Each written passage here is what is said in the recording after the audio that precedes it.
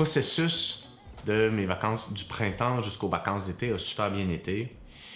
Pour tous les gens qui vivent au Québec et savent que lorsque le beau temps revient, on renaît, plus d'activités sociales, d'activités extérieures, commence à faire beau.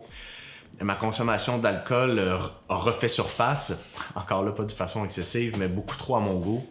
Et je sais que si je veux atteindre des résultats exceptionnels, je vais devoir apprendre à me gérer face à l'alcool, parce que l'alcool n'a pas de problème en soi, c'est ma façon de la gérer qui est un problème.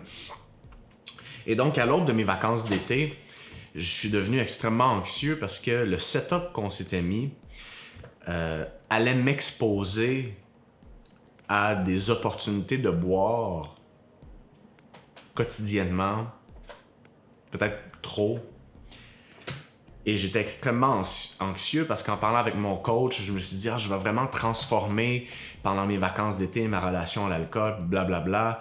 Puis, pour vous donner une idée, on partait 2 jours en camping, on revenait 2 jours à la maison, puis après ça, on partait 5 jours dans un camp de pêche. Inutile de vous dire qu'à la pêche, on ne boit pas du Perrier au citron. Fait que tout ça me rendait très anxieux, puis je voulais vraiment... Il y a une partie de moi qui voulait tellement réussir à transformer ces moments-là. Puis en même temps, Rome s'est pas bâti en un jour. Puis des habitudes qui sont ancrées comme ça. Pour ceux qui ont lu mon livre, La force de changer, j'ai eu des problèmes de consommation quand j'étais plus jeune. Donc, ça fait quand même plusieurs années que je traîne une relation particulière avec l'alcool. Puis je sais que pour certains, c'est peut-être avec le dessert, le sucre, les chips, la poutine, peu importe. Moi, ça a été mon enjeu. Puis, des habitudes qui sont autant ancrées en soi, ces habitudes-là se moulent à une partie de ton identité. Qui deviendrais-je si je pouvais plus boire d'alcool à la pêche? Je deviendrais qui si je peux pas manger ma crème glacée en écoutant ma série? Je deviendrais qui si je peux pas arrêter de manger une poutine après une grosse journée de travail? À ce moment-là, j'ai réalisé à quel point un client qui rentre dans mon bureau puis qui me dit hey, je peux pas manger de dessert le soir. J'ai compris à quel point ça peut être challengeant. Parce que si ça a une place importante dans votre vie, c'est normal que le processus de changement soit plus difficile à mettre en place. Fait que je suis arrivé extrêmement anxieux avant les vacances. J'ai eu une bonne discussion avec mon coach qui m'a aidé à tempérer mon anxiété. J'ai vraiment fail complètement le plan qu'on s'était dit. Puis je suis revenu de mes vacances avec 12 livres en trop. Si on regarde en trop ou en plus, si on regarde la courbe de l'évolution de mon poids dans le temps, on peut voir qu'il y a eu un pic de fou. Puis en même temps,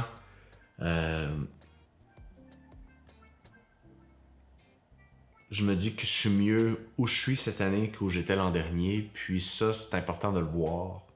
Puis sans banaliser le processus de changement dans lequel je suis, d'être capable de voir ce qui a été positif. Donc j'ai été très assidu à l'entraînement malgré que j'étais en vacances. J'ai compris vraiment que ce serait un enjeu qui serait présent dans ma vie dans les prochaines années. On a décidé, mon coach et moi, de voir mon processus de changement de façon un peu plus détachée, puis de rendre l'année cohérente avec mon style de vie, mon identité, puis mes habitudes. Donc, comme l'été, il y a plus de sorties sociales, ben, c'est peut-être correct de gérer mon plan d'une façon qui est cohérente avec ça, parce que si on se sent toujours restreint puis coincé, c'est sûr et certain que ça va finir par arrêter ou qu'on va finir par abandonner. Donc, je suis revenu de vacances avec ce poids-là, toujours confiant qu'au 31 octobre, je vais réussir à atteindre la shape de ma vie. Et voilà.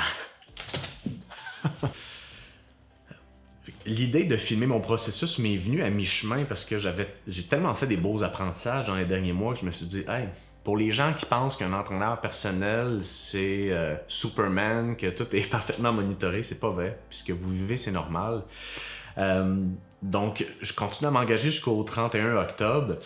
Est-ce que je vais vivre d'autres péripéties? L'avenir nous le dira parce que je vais pouvoir monitorer plus live qu'est-ce qui va se passer jusqu'à la fin du mois d'octobre. Puis rester aussi connecté parce qu'il va y avoir d'autres vidéos. Je ne sais pas exactement le format que ça va prendre, mais on va continuer à monitorer ça pour que ce soit pertinent, le fun à écouter, puis aussi que vous puissiez tirer des bons apprentissages. Puis parallèlement à ça, on développe notre programme de 12 semaines en ce moment pour pouvoir vous permettre de vivre des expériences aussi enrichissantes que celles que j'ai vécues. Donc suivez-nous sur YouTube, sur TikTok, sur Facebook, Instagram. On est là partout.